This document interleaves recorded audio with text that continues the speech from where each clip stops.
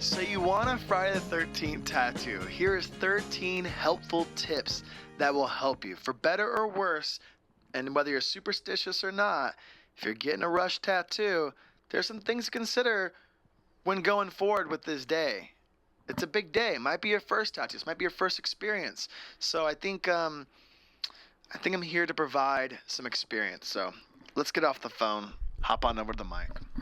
So, first one, the longer the line and the cheaper the price, this is kind of a dual situation. More than likely the tattoos aren't that nice. You're going to get a rush tattoo, right? It is what it is. It's the nature of the business. It's fast food opposed to fine dining. What do you want? What do you value? You don't care? Then get in there, right? But this tattoo is forever. So I would say number one tip, I'll kind of do a dual thing. If you're looking for the best tattoo, you kind of are looking for kind of a higher price. With the higher price will come a shorter wait time, and you'll get more of the artist's time, and you'll get an experience that you're paying for with money rather than paying for sitting around on your time. Does that make sense? So that's just something to be aware of. So tip 2, we've all heard the saying, good tattoos aren't cheap and cheap tattoos aren't good. This is something to consider, and this has kind of become International Cheap Tattoo Day, so even good shops are providing, say, appointments at a slightly discounted rate, or maybe flash that's just special for that day, in a way to accommodate giving back, being able to make a tattoo, but not rush through that, right? And I think that sometimes you can get a great tattoo for a cheap price, but it just depends on what you consider to be a good tattoo. And I think you really have to kind of like give in to the spontaneity and the possibility you're not going to get the best tattoo today, and be okay with having a good time. This is Friday the 13th. You're supposed to get a fun little 13 as a filler or something, you know? It's supposed to be a fun day. It's kind of become International Just Cheap Tattoo Day. So if you're going to get tattooed on Friday the 13th today, consider this and be okay with the decisions that you made. And I'm trying to help you make the right decisions today. So just be aware. Again, back to tip number 1, longer line, cheaper the price. You know, so there's some wiggle room in there, but consider that. So then tip 3, be aware of where you're going. Oftentimes, if you're an apprentice, you're being kind of thrown into the mix, trying to get you to get as much experience with a clientele that is not overly critical, and it kind of just like find out where you're going and who you're getting tattooed by to suss it out to see if you're just practice. Again, if you're okay with this, that's totally fine, but just be aware at the end of the day what you're getting yourself into on this very special superstitious day. All right, tip 4. This is the most valuable tip I'm going to give you today. If you're getting a small Friday the 13th tattoo, get it in either a small space, such as a filler. You have an odd gap where nothing will fit.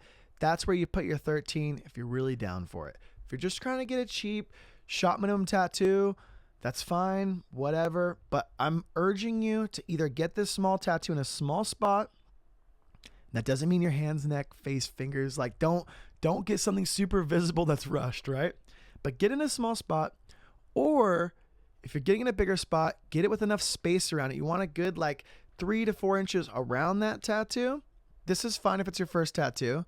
If it's on the wrist, move it up a couple inches up towards the forearm.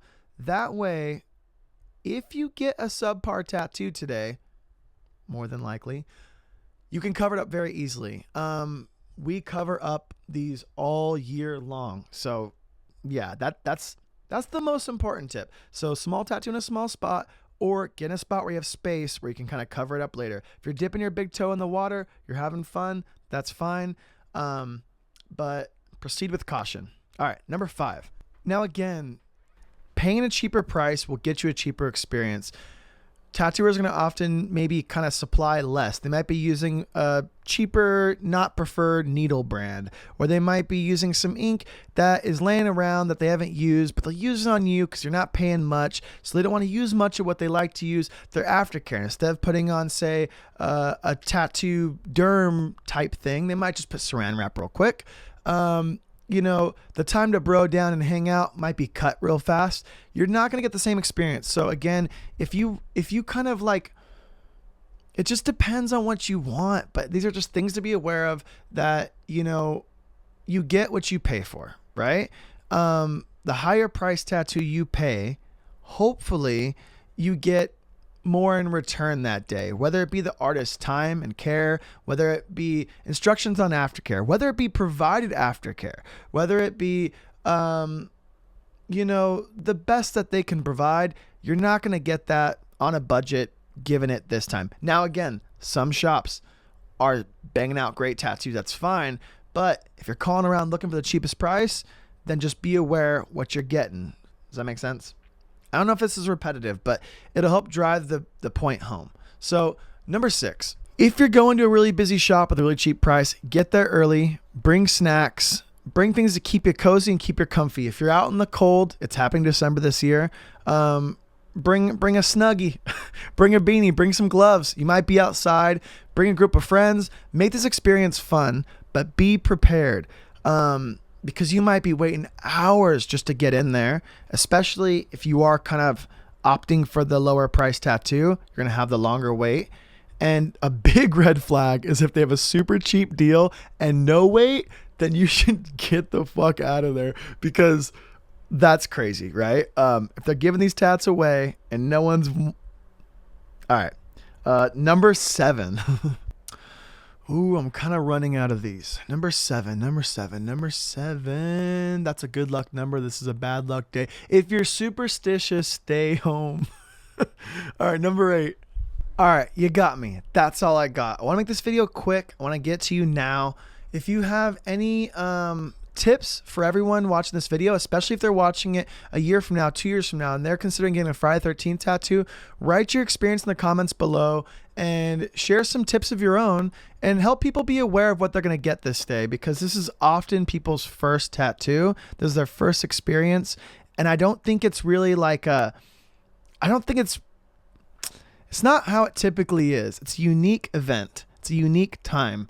And, you know, I don't want a Friday the 13th flash deal to dictate how you feel about tattoo shops moving forward, because it's a very unique thing. And yeah, so there you go. I have a couple of deals going on at my shops as well in Norco, California and Riverside, California. We're posting those on our Instagram. So if you're watching this right now, you want to come in tomorrow, if you're watching this next year, the year after, follow our Instagrams. Norco Tattoo on Instagram, Unite and Win Tattoo on Instagram. See what we got going. We try to provide something for you. We don't really go below our shop minimum. We're trying to compete in quality, not so much in quantity. We want to get a lot done that day, but we want to make sure the tattoos that we put on you are good and no one has to cover them up. So, yeah, thank you so much for watching. Like, comment, subscribe. Again, comments below. Help everyone out. Help them know.